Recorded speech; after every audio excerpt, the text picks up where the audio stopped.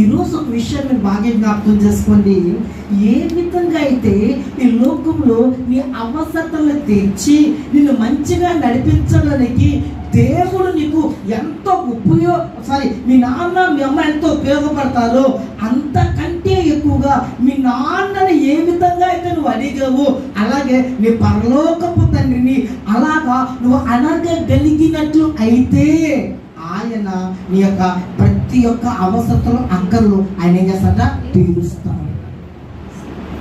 ఎందుకు తీరుస్తాడే? నువ్వు అడగక ముందే ఆయనకి ఏంటంట నీ అక్కర్లు ఆయన తెలుసు, నీ అక్కర్లు ఆయనకి తెలుసు. ఇంకొక మాట మనం జ్ఞాపకం చేసుకుందాం. ఈరోజు మనకి పోరాటంతో కూడిన ప్రార్థన గురించి మనం జ్ఞాపకం చేసుకుందాం. ఈ పోరాటంతో కూడిన ప్రార్థన ఈ లోకంలో మనం మంచి వ్యక్తిగా జీవించడానికి, లేకపోతే ఆశీర్వదించబడిన వ్యక్తిగా జీవించడానికి, పాపము లేని వ్యక్తిగా జీవించడానికి, లేకపోతే ఎలాంటి మాలిన్యం లేకోకుండా జీవించడానికి, లేకపోతే ఇంకా ఎక్కువ దీవించబడడానికి ఈ యొక్క పోరాటంతో కూడిన ప్రార్థన మనకి ఎంతో అవసరత కలిగి ఉంటుంది. ఏంటి ఈ పోరాటంలో ఏముంది అని మనం జ్ఞాపకం చేసుకున్నట్లయితే, మొట్టమొదటిగా పోరాటంలో ప్రార్థనలో ఏముంది అంటే మనకు కావలసినవన్నీ కూడా మనం ఏం చేసుకుంటాం, సంపాదించుకోగలుగుతాం. ఈరోజు ఒక విషయాన్ని జ్ఞాపకం చేసుకోండి.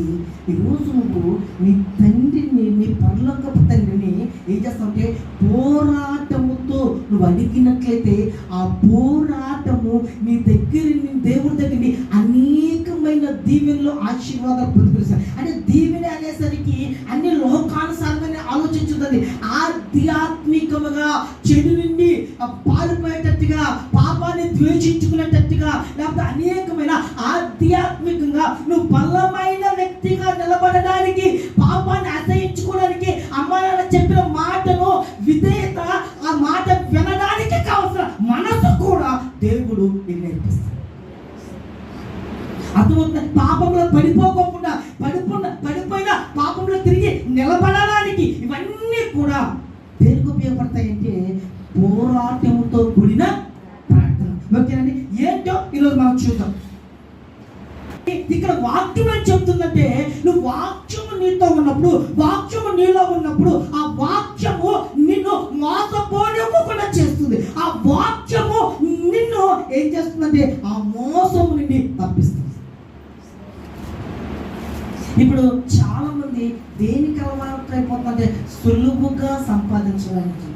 దాన్ని ఏమంటే షేర్లు అవనివ్వండి, లేకపోతే బెట్టింగ్లన్నా అవనివ్వండి, లేకపోతే ఏదైనా లాటరీలన్నా అవనివ్వండి, లేకపోతే ఇంకోటి పందాలు ఏమైనా ఇవన్నీ ఏంటంటే సులువుగా ఏం చేస్తారంటే సులువుగా మనకి డబ్బులు సంపాదించాలి. అంటే సులువుగా సంపాదిస్తుంది, ఉంచడం చేస్తుంది. కానీ నువ్వేం చేయాలి అంటే అది ఒక మోసము అని ఆ మోసములో నువ్వు వెళితే నీవు సంపాదించడం పక్కన పెట్టి నీకున్నవన్నీ కూడా నువ్వు కోల్పోతావు అన్న విషయాన్ని నువ్వేం చేసుకోవాలి, తెలుసుకునే జ్ఞానము ఈ యొక్క పోరాటముతో కూడిన ప్రార్థన ద్వారా నువ్వు అలవాటు చేసుకుంటావు.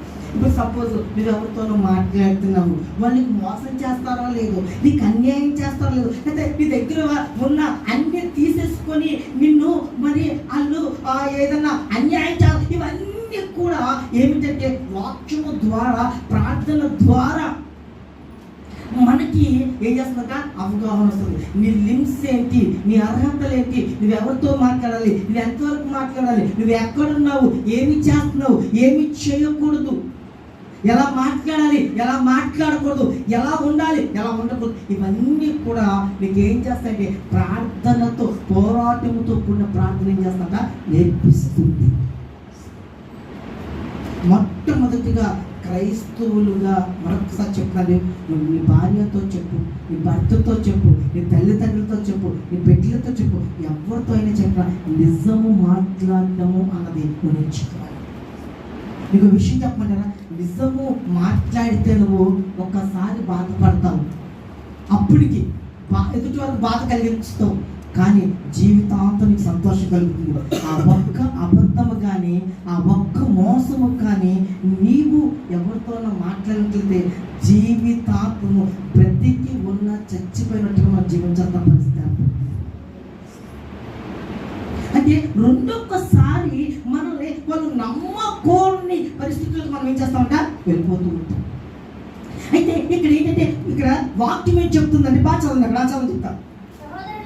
సహోదరులారా, ఇదేల చేతిలోకి అంటే మనం ఏం చేయాలంటే మోసం అంటే మొట్టమొదటిగా నువ్వు ప్రార్థన చేసి, ప్రభువా వ్యర్థమైన ఆలోచన రాకోకుండా, ప్రభువా వ్యర్థమైన దగ్గర కూర్చోకోకుండా, ప్రభువా వ్యర్థమైన వాళ్ళతో సహవాసం చేయకోకుండా, ప్రభువా వ్యర్థమైన వాటిని నా జీవితంలోకి తీసుకోకుండా, ప్రభువా వ్యర్థమైన నన్ను ఆకర్షించుకోకుండా నన్ను నేను పవిత్రపరచుకునే జ్ఞానాన్ని నాకు ఈ ప్రభువా. ఎప్పుడు కూడా జ్ఞాపకం చేసుకోవాలి, మన ఇంట్లో కష్టము ఉన్నప్పుడు ఆ కష్టము నువ్వు చూసినప్పుడు నీకు దుఃఖము కలగాలండి, నీకు వేదన కలగాలి, నీకు రోదన కలగాలి. ఆ ఇంట్లో నీ తల్లిదండ్రులు కానీ ఎవరైనా కష్టపడుతున్నప్పుడు ఆ కష్టము చూసి ఆ కష్టములో నేను పాలు పంపులు పొందాలి అన్న ఆలోచన ఈ వాక్యం ద్వారా నీకు అర్థమవుతుంది. అర్థమవుతుందండి. అందుకనే ఎప్పుడు కూడా ఈ లోకానుసారముగా ఈ లోకానుసారమైన ఇష్టాల కోసము ఈ లోకానుసారమైన ఆనందాల కోసం మనం జీవిస్తాము. ఈ వాక్యము ఏం చేస్తుందంటే నీవు ఎలాగ జీవించకూడదో, ఎలాగ బ్రతకూడదో, దేని కొరకు జీవించాలో, దేని కొరకు జీవించకూడదో ఈ వాక్యం నీకు తెలియజేస్తుంది.